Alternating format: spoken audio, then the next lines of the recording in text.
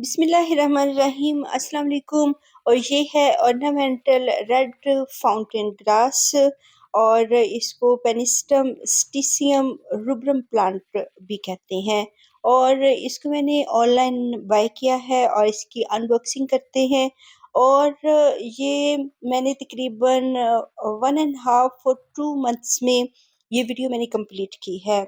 और ये एक खूबसूरत ग्रास है और ये बहुत खूबसूरत एक पोर्ट्रेट प्लांट भी है जिसको हम पोट्स में भी लगा सकते हैं। और ये ऑर्नामेंटल ग्रास जो कि फ्लावरिंग भी करती है और रेड कलर में और पर्पल कलर में और इसके बहुत सारे कलर्स होते हैं। तो बहुत सारे कलर्स में हमें ये मिल जाती है और इसको हम ग्राउंड कवर के तौर पे लगा सकते हैं और इसकी हैच बना सकते हैं। और बाज़-अवक़ात इनकी पैकिंग बहुत अच्छी होती है और ये हमें बहुत अच्छी पैकिंग में मिल जाते हैं। तो इसमें जो है ये एक डिस्पोजेबल ग्लास में इसको लगाया हुआ है और जो सॉइल है वो भी सैंडी सॉइल है। और बहुत से व्यूवर्स कहते हैं कि इनके नेम्स और नेम्स तो मैं बताती हूँ, लेकिन इनकी जो है ये कहाँ से बाय किए हुए हैं और किस जगह से, उसका नेम भी बताया करें। तो ये अब मैंने 2 मंथ पहले इसको बाय किया है। मुझे कुछ याद नहीं है कि ये मैंने किससे बाय किया है और किस जगह से इसको बाय किया है। और जब आप बहुत सारे प्लांट्स बाय करते हैं तो डिफरेंट जगह से तो फिर उनकी कॉस्ट भी याद नहीं रहती है कि मैंने ये कितने में बाय किया था। लेकिन अगर आपको अच्छे प्राइस में एक जगह से अच्छे प्लांट्स मिल रहे हैं, तो आपको ज़रूर बाय करने चाहिए। और बहुत सारे आप ऑनलाइन जो प्लेसेस होती हैं, वहाँ से इनको बाय कर सकते हैं। आप गूगल पे इनको सर्च करें, इनके नेम्स लिखें और पाकिस्तान में आपको बहुत सारी जगहों पे ये मिल जाते हैं। और बहुत सारे प्लांट्स जो कि अभी हमारे एरिया में आए हुए होते हैं और यूनिक प्लांट्स होते हैं, वो हम बाय कर सकते हैं। और इसको लगाने के लिए सॉइल हम सैंडी सॉइल यूज़ करेंगे क्योंकि ये हमें सैंडी सॉइल में ही मिला है। तो इसकी जो अच्छी-सी सॉइल हम सैंडी सॉइल और बल मिट्टी होगी। और अगर बल मिट्टी नहीं भी है तो आप जो आपकी गार्डन सॉइल होती है उसमें सैंड मिली हुई होती है, वो बहुत अच्छी-सी सॉइल होती है।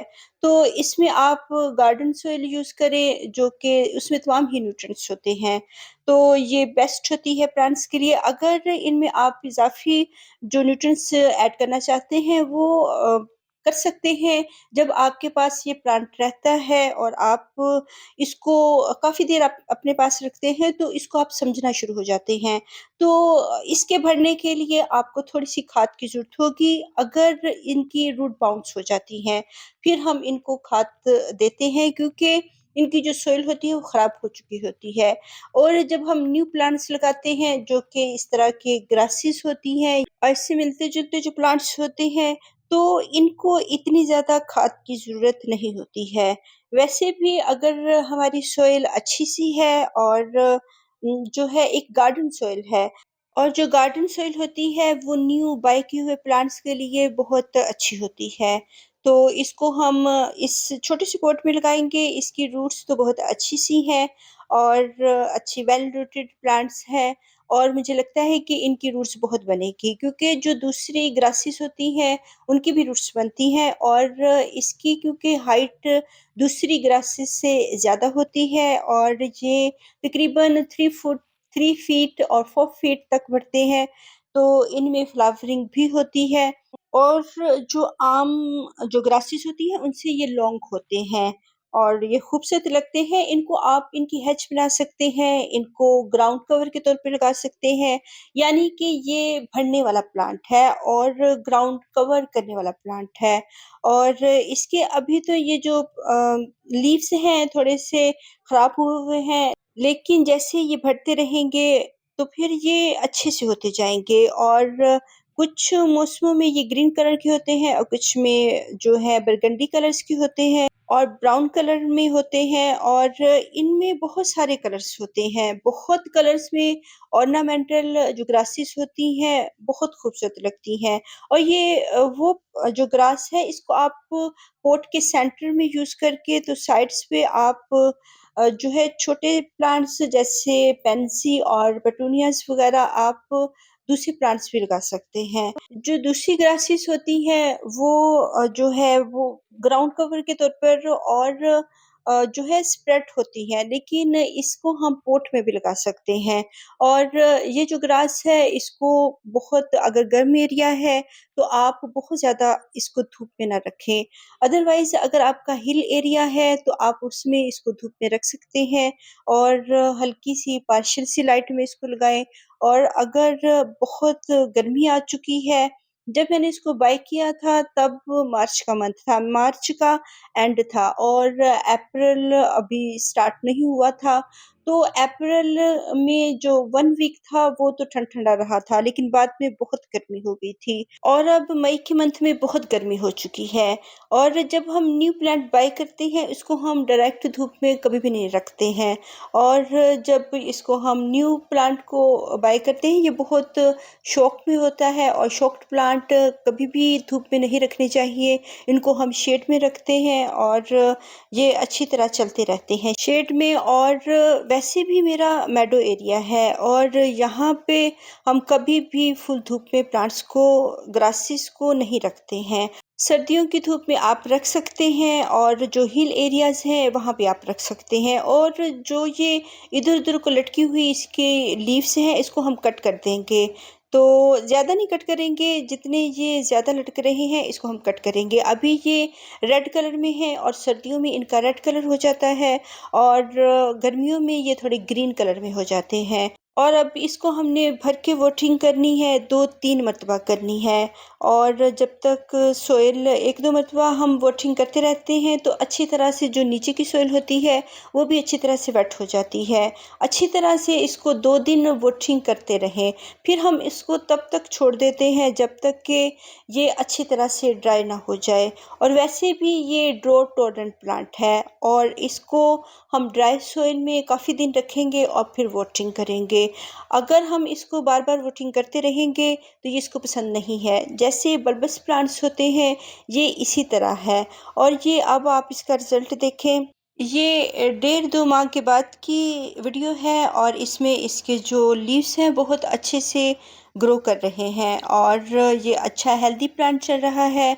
और क्योंकि बहुत गर्मी हो चुकी है इसमें इसके लीव्स थोड़े से जो टिप्स हैं वो बर्न हो रही हैं। हालांकि इसको मैंने सुबह की रोशनी में रखा हुआ है और सुबह की जो धूप है वो इस पे आती है।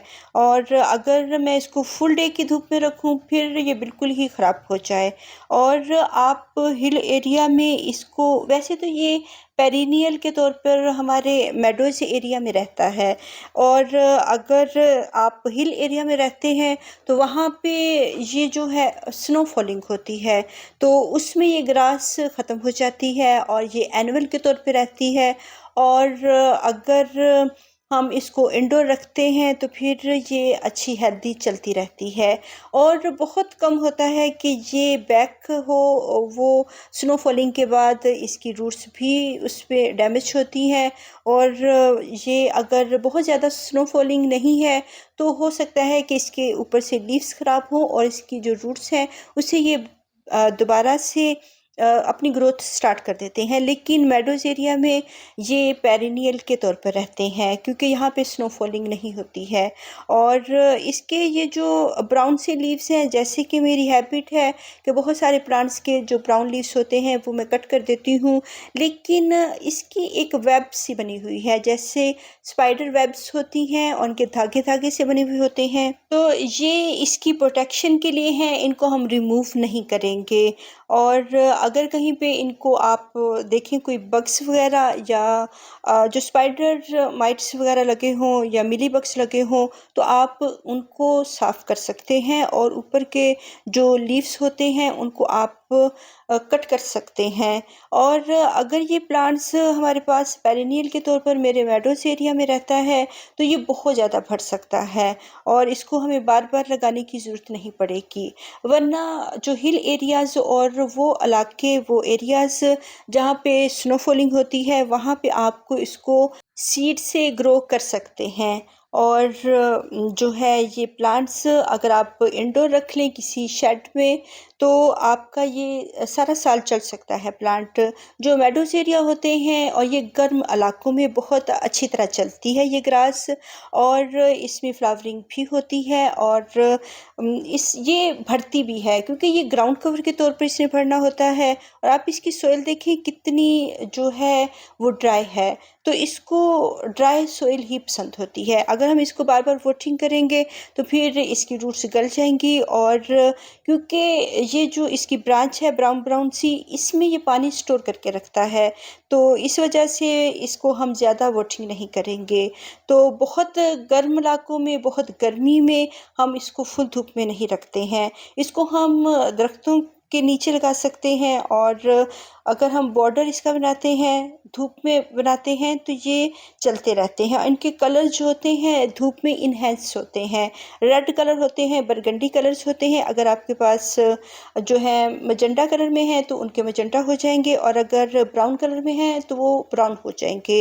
लेकिन गर्मियों में इनके कलर्स ग्रीन ही होंगे। आप इनको बहुत ज़्यादा जो है धूप में नहीं रखेंगे और ना ही इनको बहुत ज़्यादा वाटरिंग करेंगे। इस हिसाब से ये एक लो मेंटेनेंस प्लांट है कि हम इसकी लो केयर करें और खूबसूरत प्लांट बढ़ता रहता है और डिवाइड होता रहता है। और अब बहुत गर्मी हो चुकी है, हालांकि 2-3 बारिशें भी हुई हैं, लेकिन अब फिर बहुत गर्मी हो चुकी है और धूप बहुत तेज़ होती है, जिसकी वजह से लाहौर का टेम्परेचर तकरीबन 42-43 हो चुका है, और लगता है जैसे 47 टेम्परेचर हो। बहुत गर्मी है, तो इस गर्मी में अगर हम कहें कि इसको फर्टिलाइज़र दें तो नहीं दे सकते हैं, तो ये ऐसे ही अच्छी तरह बढ़ रहा है। और इसको 1 वीक ड्राई सोइल में रख के तो अच्छी तरह से वाटरिंग कर दें।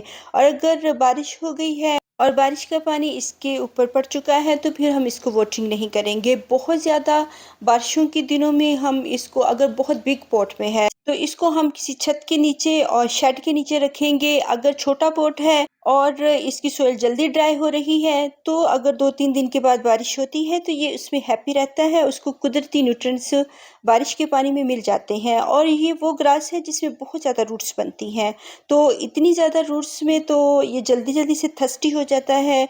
लेकिन हम इसको वाटरिंग जो है बार बार नहीं करेंगे, इसको ड्राई सोइल में रखेंगे 1 हफ्ते के लिए। और मुझे लगता है कि सर्दियों में अगर 1 वीक नहीं तो 2 वीक्स के लिए इसको हम जो है ड्राई सोइल में रख सकते हैं। तो इसके लीव्स देखिए कितने खूबसूरत हैं, बरगंडी कलर में और ग्रीन कलर, और ये ऐसे ही खूबसूरत एक ऑर्नामेंटल ग्रास है और इस पे फ्लावरिंग भी होती है। तो इसको आप अपने गार्डन में रख सकते हैं, खूबसूरत प्लांट है और ये बढ़ने वाला प्लांट है। इससे आप बहुत से पॉट्स तैयार कर सकते हैं और इसके कलरफुल लीव्स बहुत खूबसूरत लगते हैं। अल्लाह हाफिज़।